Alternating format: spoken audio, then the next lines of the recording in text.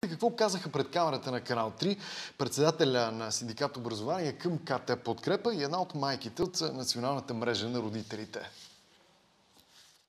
Тази година безспорно имаме европейски избори. Те съвпадат с така и с матурите до някъде, и с абитуренските балове, така и малко им пречат, бих казал, и това е едно, така бих казал, недостатъчно добро отношение към системата, защото много абитуренти няма да могат да влязат в училищата. В момента те ще бъдат или ще се провеждат избори, или ще са запечатани за това.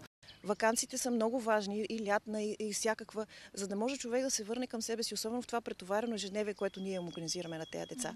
И да намери, да търси своето призвание, да има социален живот, защото социалният живот, много хора се заблуждават, че училището е социален живот. Училището не е социален живот, защото там ти нямаш инициативата, ти не си избираш средата, там тя ти е предварително определена.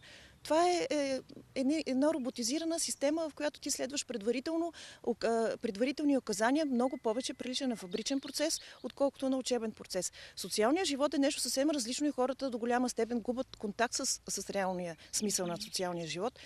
А именно това е да създаваш нещо, което е полезно за другите, да ползваш неща, които те са създали, да имаш взаимен обмен с това, което те са научили, това, което те са сътворили, и да сте си взаимно полезни, се радвате на живота. Това е социалният живот. И това не може да стане без ти да го организираш, без ти да имаш инициативата, без ти да си избереш средата.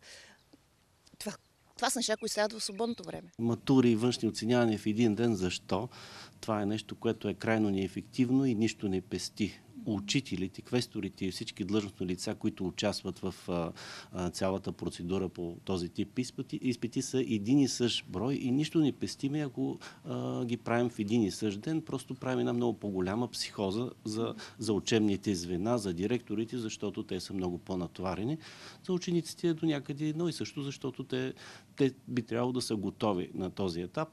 Естествено, ако наистина са се взели целият материал, а в случая това нещо не отговаря на истината и има още методични единици, които би трябвало да се вземат до края на юни, но тъй или иначе те трябва да се направят тия външни оценявания, защото те по график са си така. Там е само стрес. Не може да тичаш в коридора в междучасието, не може да мърдаш по време на час, ръцете отзад зачина и не може да говориш, трябва да мълчиш. Социален живот била в училището. Какъв социален, като те не могат, им забранено да общуват едно с друго. Значи те трябва да общуват едно с друго само в 10 минути в междучасието, през които те имат време да отидат до тоалетната, да се преместят примерно от клас до клас, да си сменят примерно учебниците. Все неща, които те трябва да свършат. Това са 10 минути. Къде има там общуване? Като цяло държавата години наред, бих казал, поне 20 години ощетява системата, като ни финансира образованието в размер на тия 6% препоръка от Европейския съюз и всички държави членки се стремят към това. При нас това е почти наполовина като финансиране на системата, от което тръгват всички негативни резултати, сочени ни от европейските институции и изследователи, пък и българските казват същото за българското образование. Когато ти подложиш един човек на стрес, на неестествен стрес, всеки ден едно и също, от 8 до 5, от 8 до 5, едно и също, особено когато това е дете. Ние знаем, че децата, т.е. за съжаление, много хора не го знаят и не си дават сметка. Основният начин, по който децата учат, е чрез игра. До 6 годинки, айде, що го да им позволяваме да си играят. От 7-та годинка ние решаваме, че те вече няма да играят.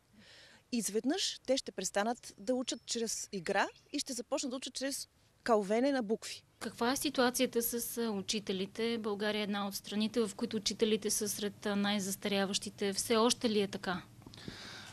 Не, че само все още е така, това ще продължава да бъде още по-лошо, т.е. средната възраст, която така е определен време на около 59 години, тя ще нарасва.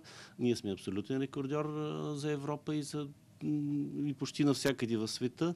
И ако не се направи нещо наистина реално, нещо ефективно, този процес ще се задълбочава. Той дори се забави от пенсионната реформа, където се даде възможност на учителите да работят до повече, но всъщност първо ще има и глад за учители и второ ги няма младите учители, които да влязат в системата. За нас от Национална мрежа на родителите, това, за което ние се бориме, е училищата да станат една отворена система. Не както е в момента затворена, в която всичко е регулирано. Значи времето е регулирано, средата е регулирана, пространството е регулирано. Това де-факто е лишаване от свобода. Защото ти лишаваш, ето ти му кажеш, този ден в тези часове няма да излизаш от тази сграда. Това е лишаване от свобода.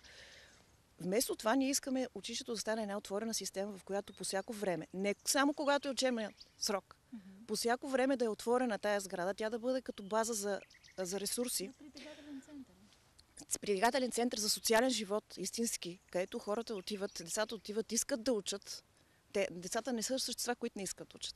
Това е тяхното естество, в тяхната природа. Ние ги отпускаме, когато го превърнем в стрес, в напрежение, когато се служим с унижения, с наказания, с оценки. Ние ги отщяваме от ученето. Това със всяко едно нещо може да се случи. Ние знаем, може да обичаш шоколад, ако те насилат, да дадеш шоколад 12 години и всеки ден от 5 до 8, кога ще дадеш после шоколад.